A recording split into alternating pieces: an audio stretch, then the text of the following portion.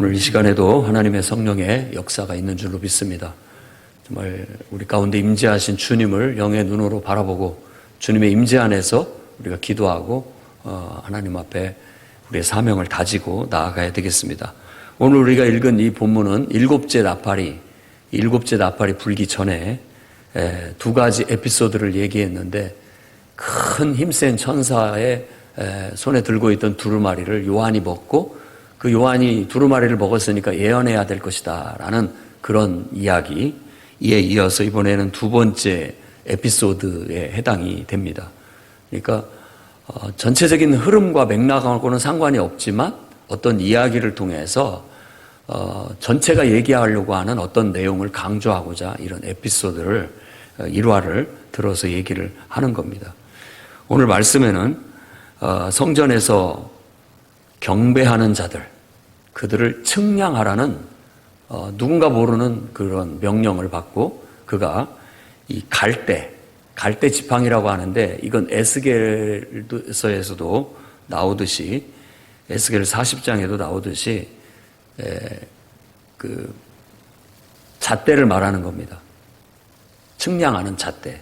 그 갈대 자로 성전에서 성전을 측량하라는 게 아니라 그 성전에서 경배하는 자들을 측량하라고 그렇게 명령을 듣습니다. 그리고 난 후에 두 증인이 등장해서 굵은 베옷을 입고 1260일 동안을 애언하다가 죽임을 당하고, 그 뒤에 그들은 3일 반 후에 하나님께서 생기를 불어넣으셔서 그들이 살아나서 하늘 구름을 타고 하늘로 올라간다는 그런 이야기의 에피소드입니다. 이 말을 통해서 크게 이제 두 가지로 구분을 해서, 먼저 성전을 측량하라는 것이 무슨 의미인가, 그리고 이 두 증인이 상징하는 것은 무엇인가, 이 두 가지를 나누어서 다음과 같은 말씀을 여러분에게 드리고자 합니다. 첫째는 교회에 대한 하나님의 보호, 그리고 세상의 핍박은 계속해서 반복될 것이다 라는 사실입니다. 요한에게 측량하라 라고 명령을 했는데, 이 갈대 잣대로 가지고 성전과 제단과 그 안에 경배하는 자들을 측량한다라는 뜻은, 이 뭔가를 이렇게 측량하고 계산한다라는 것은 하나님이 거기에 개입하겠다, 혹은 하나님께서 거기에 함께하겠다, 하나님이 인정한다, 이런 의미를 갖습니다. 그러니까 에스겔이 본 예루살렘 성전의 환상도 이제 그를 이끌고 가서, 천사가 마치 요한을 이렇게 이끌고 가듯이 에스겔을 이끌고 가서 그 예루살렘 성을 이렇게 줄로 재보라고 그렇게 하는 겁니다. 그 말은 그 모든 것들이 하나님의 임재 안에 있고 하나님의 보호를 받는다라는 그런 상징적인 의미를 갖는다고 볼 수 있는 겁니다. 그러니까 성전을 측량하라, 그리고 거기서 경배하는 자들을 측량하라는 말은 하나님께서 그들을 누구보다도 잘 알고 계시고, 그들 속에 함께하고 계시고, 그들과 동행하고 계시고, 그들을 지키고 보호하고 계시다라는 그런 상징적인 의미라고 볼 수 있는 겁니다. 그래서 오늘날 교회에는 하나님이 함께하고 계시고 하나님이 지키시고 보호하십니다. 믿음을 가지시기 바랍니다.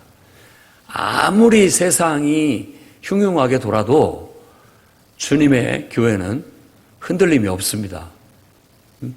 그러니까 예수님 말씀처럼 아무도 나를 찬양하지 않는다면 하나님은 이 돌을 들어서라도 찬양하게 하실 것이다. 그러니까 가끔 가다 보면 우리 생각에 내가 교회를 위하지 않으면 교회가 어떻게 될까? 이거 망하지는 않을까? 이런 생각들을 가질 수 있잖아요. 또 하나님이 우리가 없으면 하나님의 나라는 어떻게 망할까? 이런 생각도 가질 수 있고.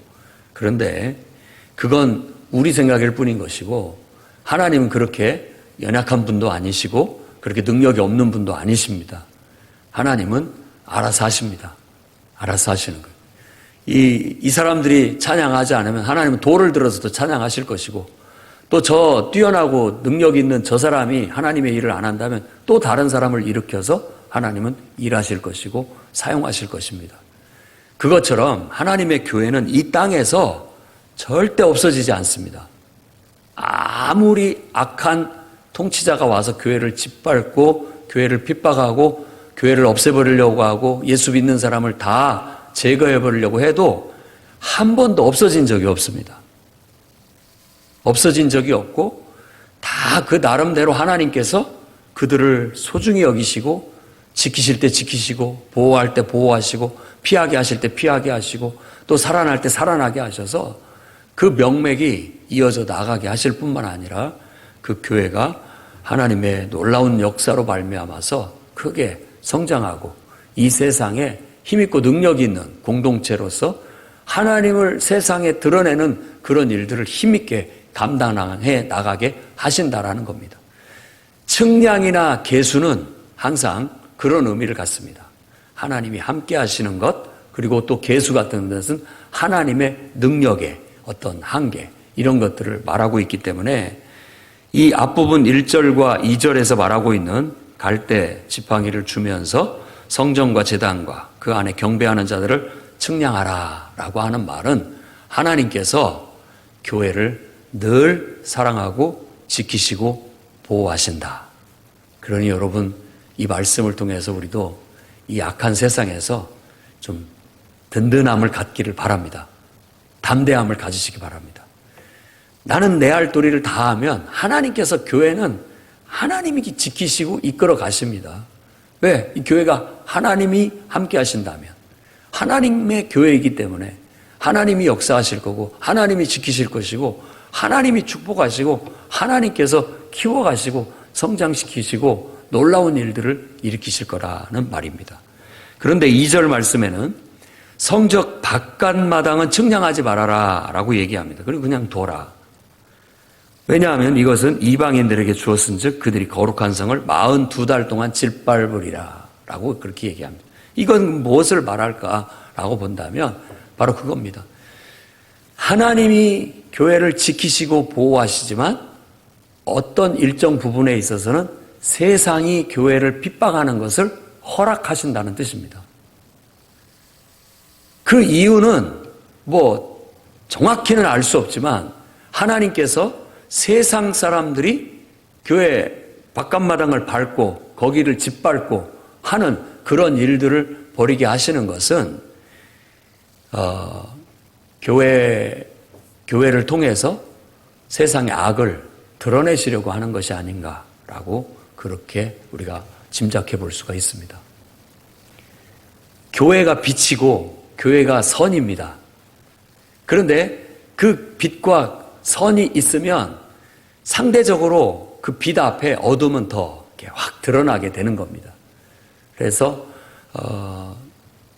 교회를 통해서 세상의 악을 드러내시기 위해서 일정 부분은 세상이 교회를 핍박하도록 두는 거예요. 여러분들도 어떤 것을 때려잡으려면, 예를 들자면 쥐를 잡으려면 쥐덫을 놓고 먹을 것으로 거기다 두고서 쥐가 그 소굴에서 나와서 노출되도록 유도를 하지 않습니까? 그래야 잡을 거 아니에요. 유혹을 해서. 마찬가지인 거예요. 우리가 교회가 하나님의 도구로 쓰임을 받고 있는데 이 땅에서 이 교회를 핍박하는 악한 세력들을 교회를 핍박할 수 있도록 이렇게 일부 허용함으로써 악의 세력들이 그 원래의 모습을 드러내면서 나타나게끔 만드는 겁니다. 나중에 이제 에스겔서에서 말하고 있는 곡과 마곡, 그러니까 요한계시록에서도 최후의 백보자 심판 앞에 곡과 마곡의 전쟁을 예언하고 있는데 이것은 곡이라고 하는 나라, 마곡이라고 하는 왕, 잘 알지 못하는 신비의 나라고 신비의 왕인데 결국은 하나님의 심판이 임했는데도 불구하고 마지막에 천년왕국 후에 곡과 마곡의 전쟁이 있다라는 것은 다시 한번 이 속에 깊이 숨겨져 있는 악의 세력들을 다 끌어내서 다시 한번 모아서 한 번에 심판한다는 그런 의미를 갖습니다. 교회가 이 땅에 존재하는 것은요, 어떤 의미에서는 악과의 싸움을 위한 하나님의 군대로서 존재를 합니다. 하나님은 우리가 그 세상의 악으로부터 핍박을 당하게 하심으로써 그 악의 실체를 드러내게 하셔서 그 악이 심판받게끔 만드는데 우리를 도구로 쓰고 계시다는 거예요. 그리고 여기서 말하는 42달, 이 42달은 다니엘서에서 이제 에레미야의 70년이라는 그 암시를 가지고 71회를 얘기합니다.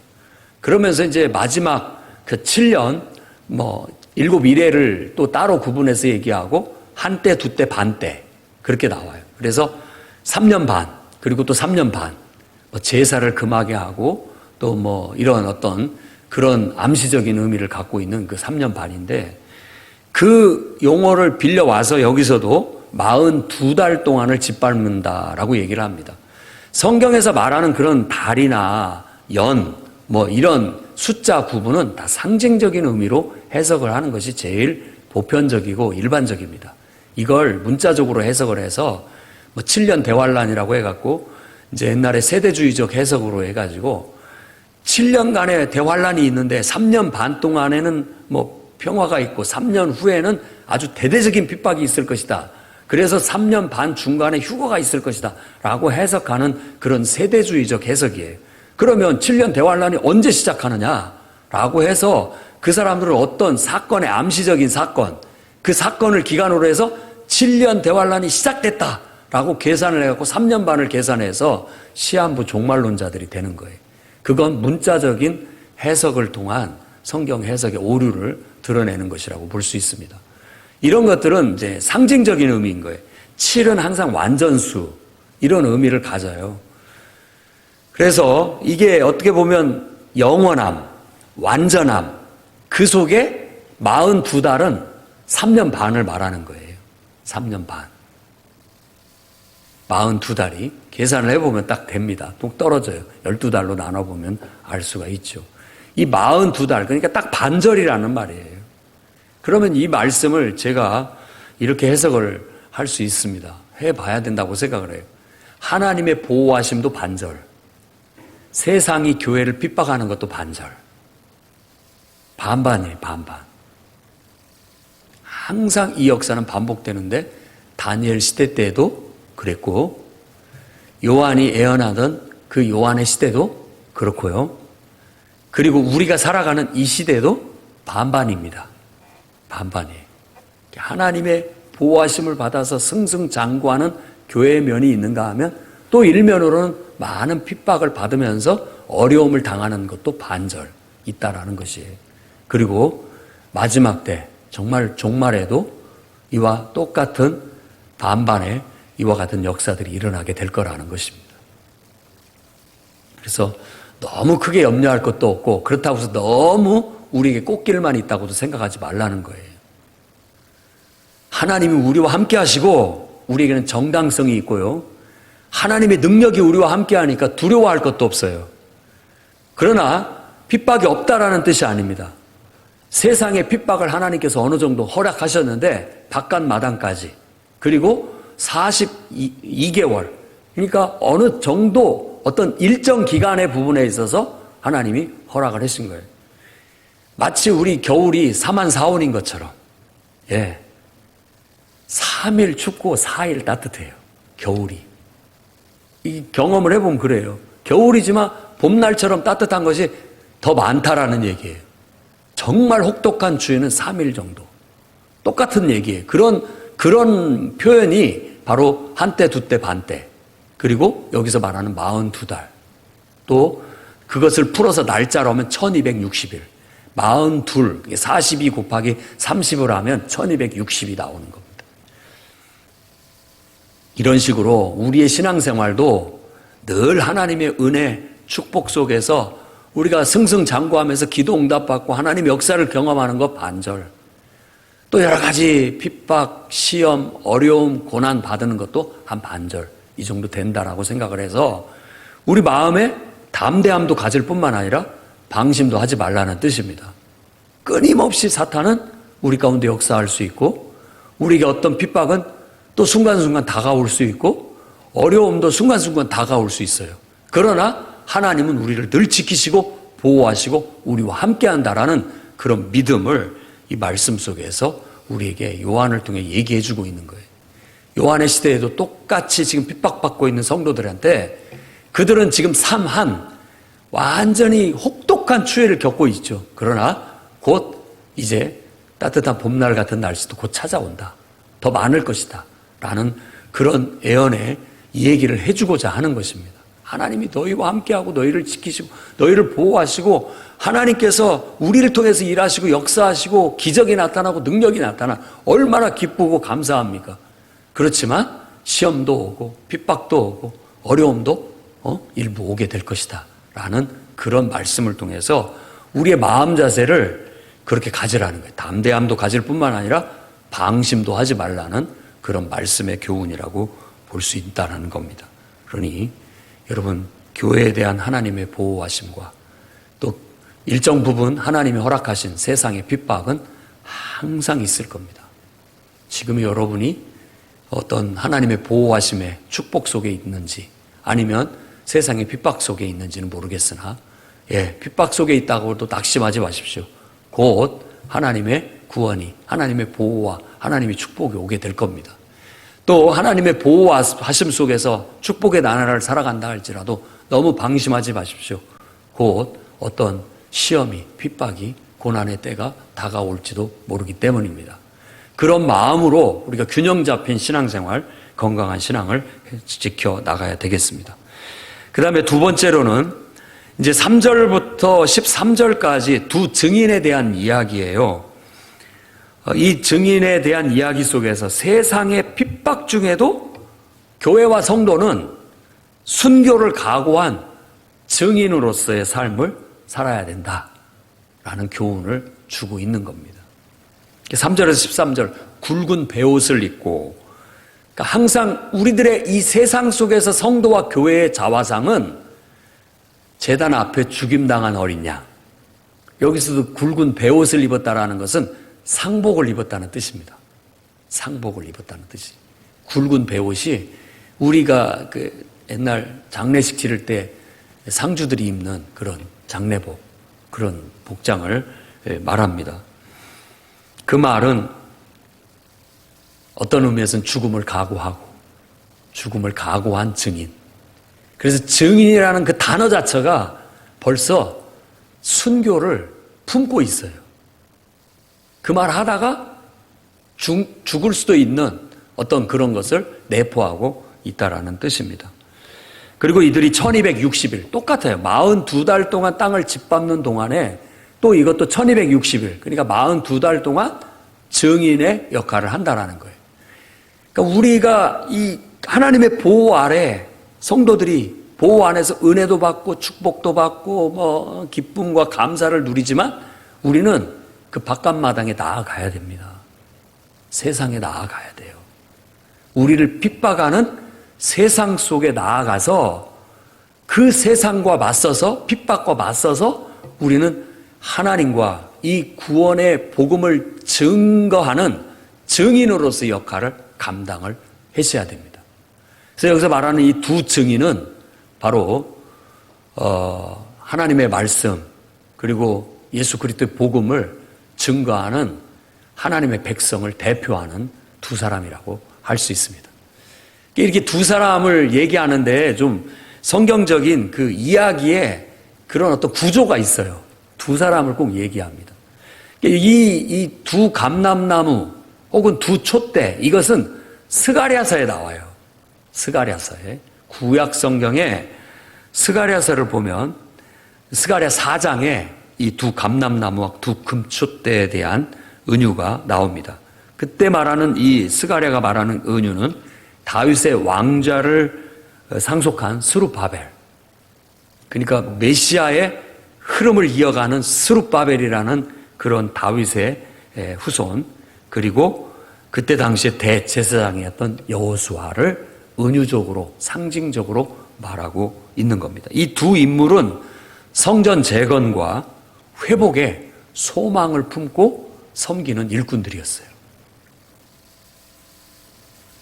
근데 이제 계시록에서 말하는 이 두 증인도 어떤 악한 세상에서 하나님을 증거하는 증인으로서의 하나님 백성을 두 사람으로 상징적으로 말해주고 있어서 결국 하나님의 나라의 재건 그리고 하나님 나라의 회복을 위해서 헌신하고 목숨 바쳐 일하는 일꾼이라는 상징으로 두 사람을 쓰고 있습니다. 그 다음에 이 두 사람들이 나타내는 여러 가지 기적과 능력들을 보면 떠올리는 인물이 딱 둘이 나옵니다. 하나는 모세. 정말 사탄을 상징하는 바로의 손아귀에서부터 하나님 백성을 끌고 나와 구원하기 위해서 10가지 하나님의 능력을 행했던 모세. 물을 피로 만들고 했던 그런 기적을 행했던 모세의 능력. 바로 대표적인 하나님의 일꾼의 대표죠. 모세도. 저도 청년 때 사역자가 목회자가 되기 위해서 기도할 때 모세 같은 지도자가 되게 해달라고, 모세 같은 일꾼이 되게 해달라고 많이 기도했습니다. 모세는 그와 같이 대표적인 인물입니다. 하나님의 일꾼.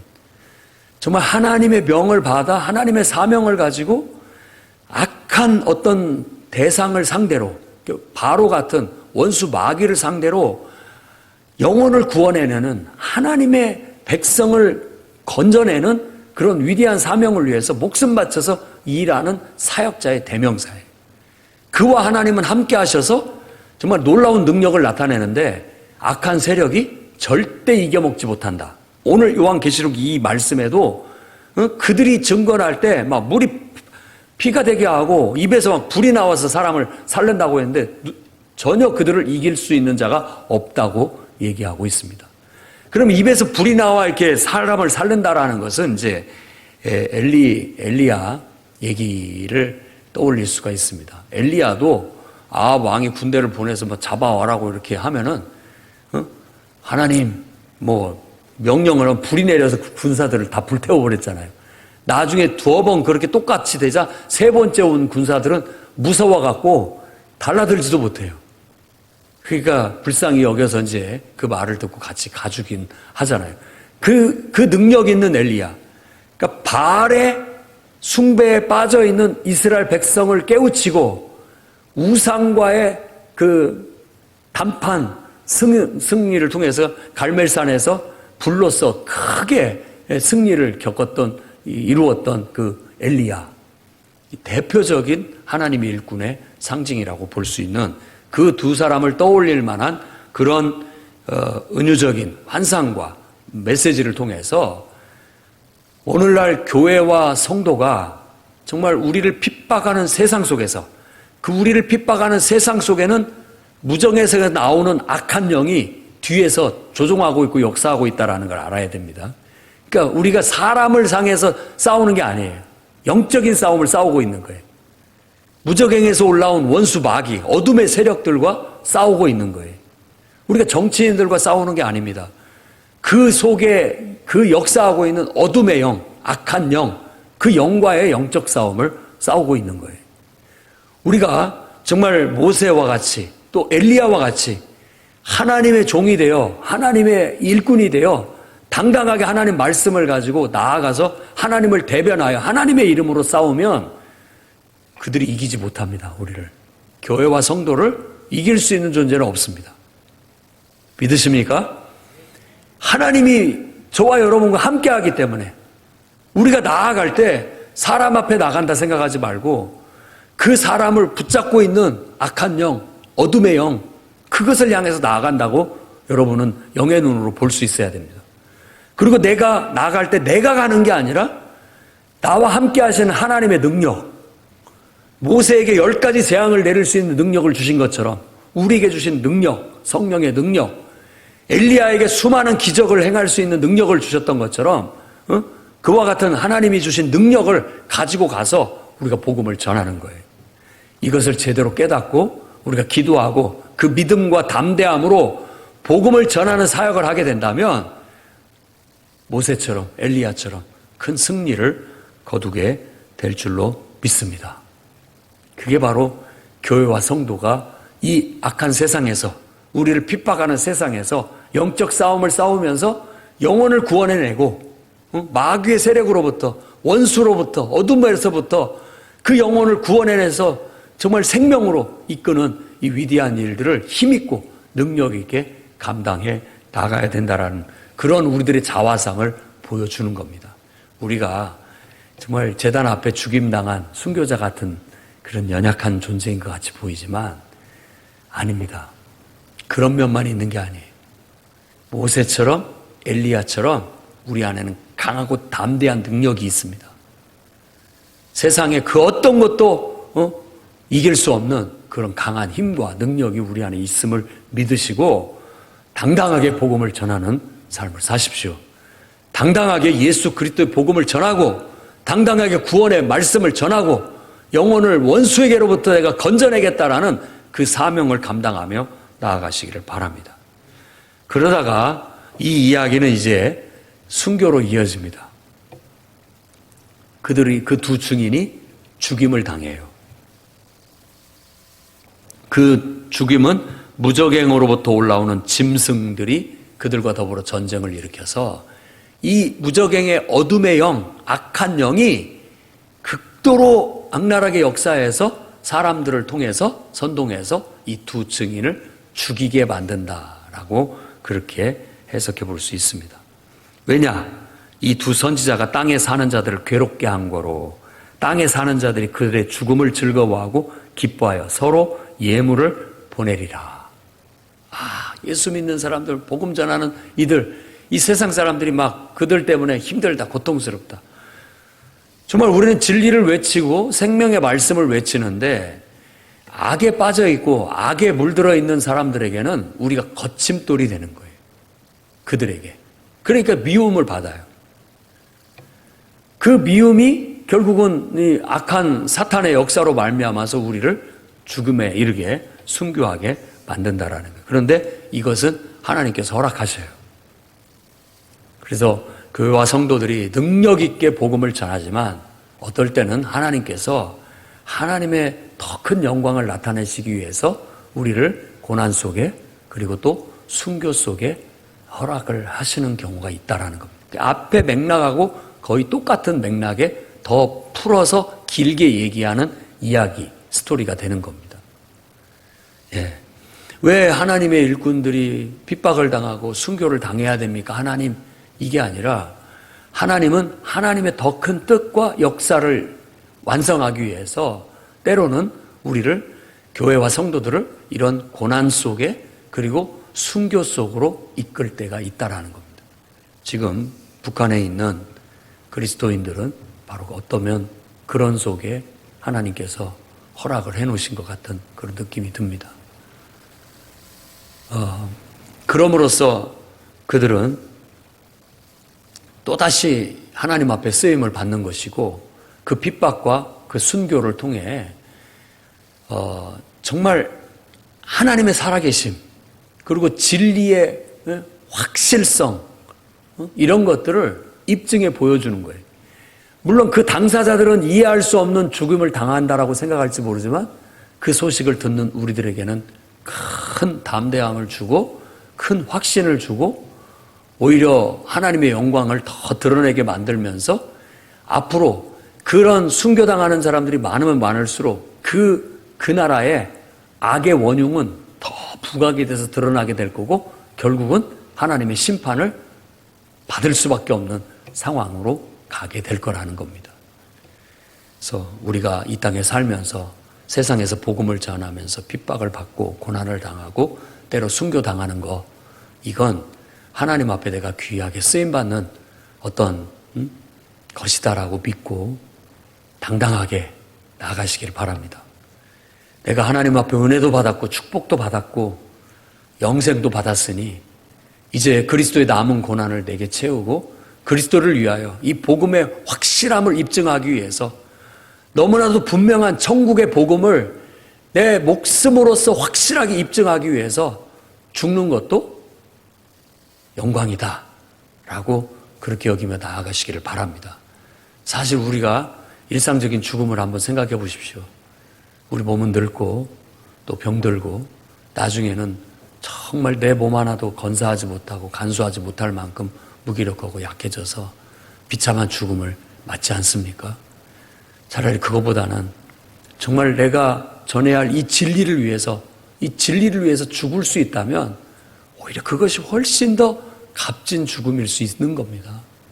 그게 나쁜 게 아니에요. 오히려 영광인 것이죠. 영광인 거예요. 그런 기회가 있다면 다 허락된 건 아니겠지만 그런 길이 주어진다면 이건 나에게, 우리 집안에 나에게 특별하게 주신 하나님의 은혜다 생각하고 받아들일 수 있는 그런 성숙한 더 큰 믿음의 성도들이 될 수 있기를 바랍니다. 사실 요한계시록에는 순교를 어느 면에 있어서는 권장하고 있습니다. 딱 맞는 말은 아니지만 순교 당할 각오를 해야 된다, 교회는. 복음을 전하다가 죽는 것은 영광스러운 일이다 라고 우리에게 말해주고 있습니다. 그러면 하나님은 가만히 계시느냐? 그렇지 않다 이거예요. 그들이 미워해서 그들의 시신을 땅에 놓고 3일 반 동안을 처리도 안 하고서 자기들끼리 잔치를 베푸고 잘 죽었다 이놈들 하면서 기뻐하고 있는데 하나님께서 그들에게 생기를 불어넣어서 그들을 일어나게 하셔요. 살려요. 예수님의 부활을 떠올리는 장면이죠. 예수님을 죽이고 아마 그들을 죽이려고 작당했던 사람들은 이제 축배를 마시면서 야, 한 건 했다. 우리가 이겼다. 라고 했을지 모르겠습니다. 그러나 그 뒤에 하나님께서 그를 죽은 자 가운데서 일으키시니 결국은 그들이 패배한 것이 돼버리고 마는 겁니다. 그들이 다 지켜보는 가운데 그 죽은 두 증인이 생기가 돌아와서 살아나고 일어나서 하늘에서 올라오라 하니까 정말 요한이 하늘로 불려 올라간 것처럼 그들이 살아나서 하늘로 승천하는 걸 보고 사람들이 놀랍게 여기면서 그때에서 깨닫는 거예요. 야, 이건 놀라운 일이 아니냐. 정말 그들이 했던 말이 정말 사실이 아니냐. 혹은 정말 저들은 죽은 자 가운데 살아나서 하늘로 올라가는 걸 보고는 야, 우리도 회개하고 하나님을 믿어야 되겠다라고 돌아선다는 거예요. 바알과 싸웠을 때 그 성경에서는 바알에게 무릎 꿇지 않는 7,000명을 남겨놨다고 했는데 그 이미지를 요한이 갖고 와서 거꾸로 씁니다. 하나님께서 지진을 일으켜서 그 시대의 사람들 7,000명은 죽이지만 그 10분의 1이 죽고 7,000명이 죽지만 나머지는 다 하늘을 우러러보고 하나님을 찬양하게 될 거라고 그렇게 얘기합니다. 하늘에 하나님께 영광을 돌리더라. 두려운 마음에. 그러니까 믿음을 가지세요. 우리가 세상의 핍박을 견뎌내고 또 그 속에서 순교를 당하면서 내가 죽는다 할지라도 이것은 진리다.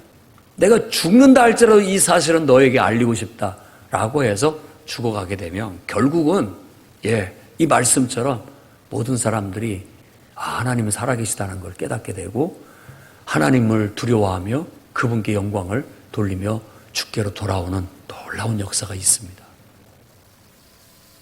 일부만 끝까지 하나님을 부정하고 멸망을 당하겠지만 많은 사람들이 이와 같이 순교를 각오한 교회와 성도들의 증인의 삶을 통해서 많은 영혼들이 구원받게 될 것이라는 것을 여기서 말하고 있는 겁니다.